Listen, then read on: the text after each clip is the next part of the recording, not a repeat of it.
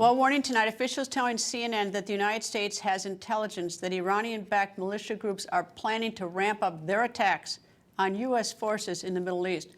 According to the Associated Press, since President Biden took office in January 2021, Iran has launched more than 80 attacks against U.S. forces and locations in Iraq and Syria.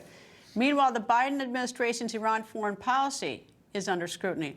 The Wall Street Journal editorial board publishing this opinion piece titled, "So much for the embargo on Iran's missiles. The United States lets sanctions expire as Tehran's proxies fire away at Israeli and American targets."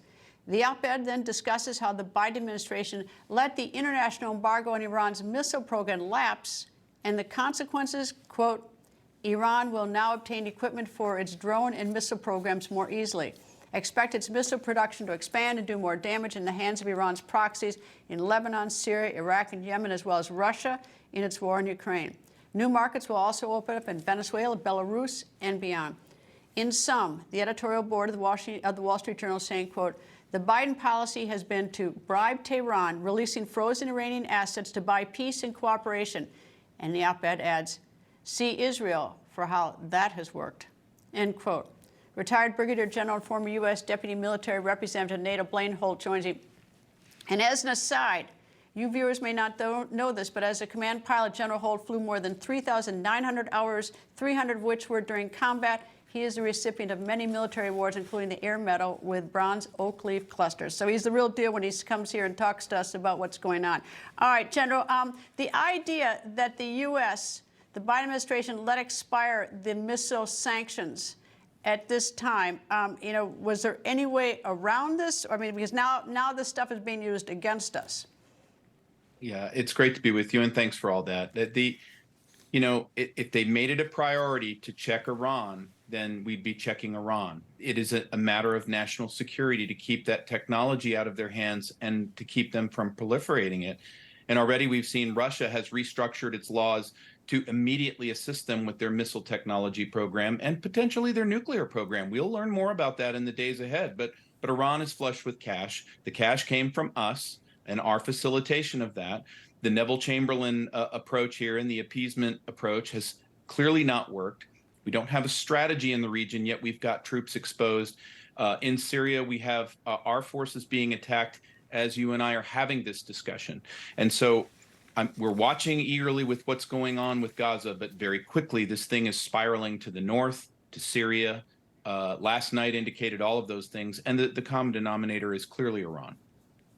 When they begin this invasion into Gaza, there are going to be a lot of casualties, including Israeli soldiers, because it's so close, such close quarters in Gaza.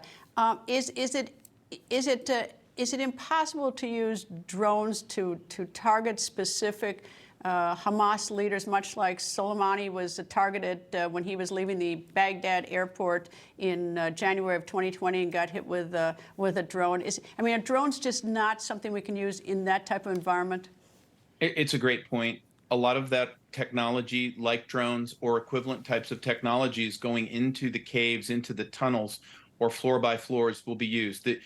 I've worked, it was 10 years ago, I worked on this exact plan. I've worked with these generals from Israel, and they're going to take every caution they can to protect their own forces and innocents and the hostages, and technology will come to bear. The problem is, with this dense and urban environment, it has to be tunnel by tunnel, floor by floor, booby traps and all, and it will absolutely be brutal, and Israel is committed to it, because they cannot withstand another one of these again, nor enticing others to come in to attack them. Why can't, I've been to the tunnels in northern Israel, the tunnels that Hezbollah dug from Lebanon.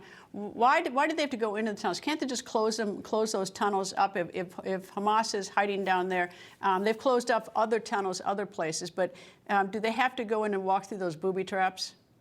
If they're committed to eradicating Hamas, which is the clearly stated goal, they're going to have to do that. The other thing that they're going to have to understand is that's where probably the majority of these hostages lie.